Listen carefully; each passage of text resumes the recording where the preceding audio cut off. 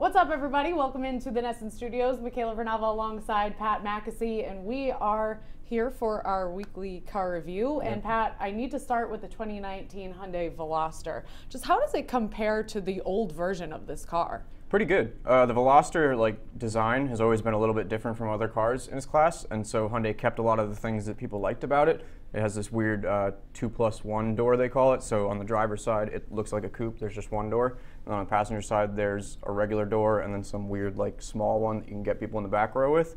And that they kept. They also made the roof line look a little lower, and they made it look more aggressive. So they got rid of the weird bubble tail lights that the old one had. And they also made the lines more aggressive. It's more aerodynamic, so there's a splitter at the front, a more defined rear diffuser.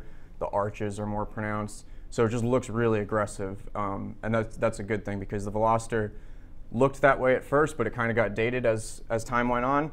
And then the interior as well is a big step up from the old one because the design on the inside was kind of cluttered on the old one, so you spend a lot of time looking at the dash and trying to figure out where the buttons are. Now they're all laid out right in a row.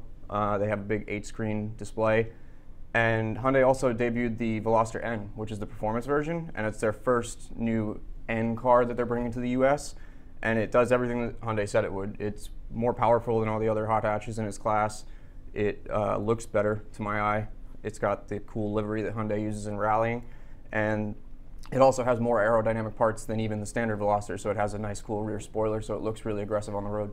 Well, another good-looking car I want to talk to you about today, the Cadillac ATS sedan, which is not only good-looking, has a lot of really cool in-car technology, but barely outsold the Alfa Romeo Giulia in its first year on sale, and I'm curious why you think that is. Not really sure, because looking at it, like you said, it's got a lot of great features inside. GM's really big on the 4G LTE Wi-Fi that they have available, so there's that not every other car has. And like you said, it's a good-looking car, but I think the problem is if you put it side by side with the Giulia, it's a good-looking car, but it's not the better-looking car. And that might be what took away from it a little bit there. And also just Cadillac's reputation. Some people probably still are hung up on the whole old people's car, everybody drives them in Florida thing, but that's not really the case anymore. Cadillac's kind of come around and they're making good cars now. So it'll be interesting to see if that is the case, how the two stack up against each other next year, because that'll be the second year the Giulia's on sale. More people will know about Alfa Romeo. They're getting a foothold in the US now. So if Alfa can kind of build up their reputation while Cadillac's is still hurting it, that might help them surpass Cadillac in that respect. So it should be interesting to see, and I think afterwards then you'll have a better idea of why people aren't really buying it.